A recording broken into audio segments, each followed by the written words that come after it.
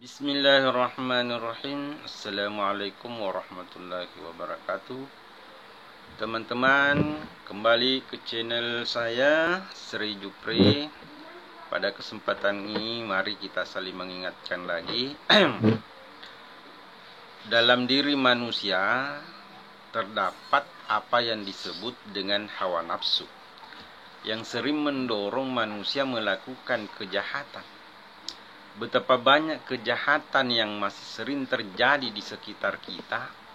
Itu semua terjadi karena ketidakmampuan mengendalikan hawa nafsu. Kecenderungan mementingkan diri sendiri merupakan penyebab utama mengapa orang tega melakukan kejahatan yang akibatnya merugikan orang banyak.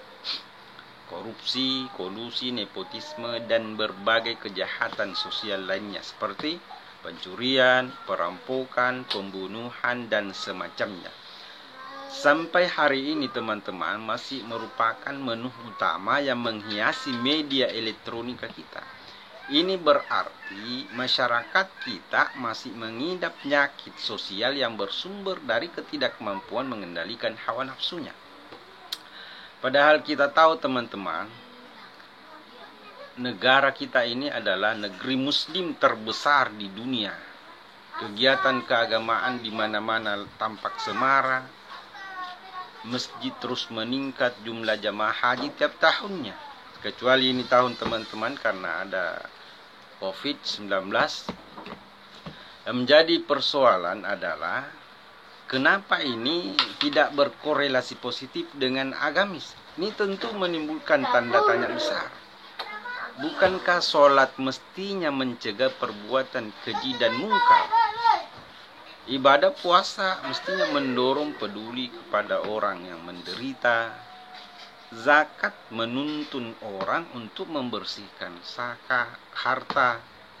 Ibadah haji dimaksudkan meraih haji mabrur. Tapi kenapa amal-amal yang terpuji ini tidak terwujud dalam kehidupan sehari-hari? Mungkin sebagian kita ini baru beragama secara ritual, tapi belum beragama secara aktual. Kita memang sholat, tapi sholat kita tidak jauh beda dengan olahraga.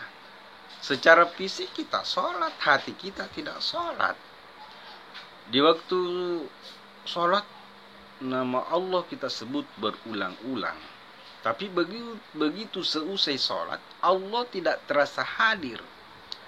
Ketika kita di kantor, Allah tidak terasa hadir ketika kita di kampus, di laboratorium. Akhirnya kita tidak takut, tidak malu, curang, culas, bahkan menggelapkan harta negara. Nah, inilah orang yang tidak mampu mengendalikan hawa nafsu. Teman-teman yang dimanapun Anda berada, dan kemudian kita sebagai muslim, masalah kerendahan hati. Apa yang membuat kita merasa hebat lebih dari yang lainnya? Sesungguhnya hal yang bersifat temporal duniawi yang tidak abadi. Ia bisa datang pergi tanpa kita duga. Bahkan kehidupan yang kita miliki ini tak kuasa kita mengontrolnya, apalagi cuma harta, jabatan, dan berbagai embel-embel lainnya. Menyadari semua itu bukan milik kita sesungguhnya. Anggap diri kita ini orang miskin walaupun sebenarnya kaya. Anggap diri kita ini orang bodoh walaupun sebenarnya pintar. Tapi ketika kita misalnya bersama dengan Allah, apakah Allah miskin? Apakah Allah bodoh?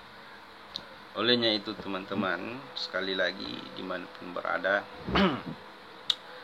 bagaimana kita melaksanakan perintah Allah ini secara aktual? Artinya, ya mari kita melaksanakan dengan sekira cukup sekian. Mudah-mudahan ada manfaatnya. Allahumma waffiq ila aqwamit thariq. Assalamualaikum warahmatullahi wabarakatuh.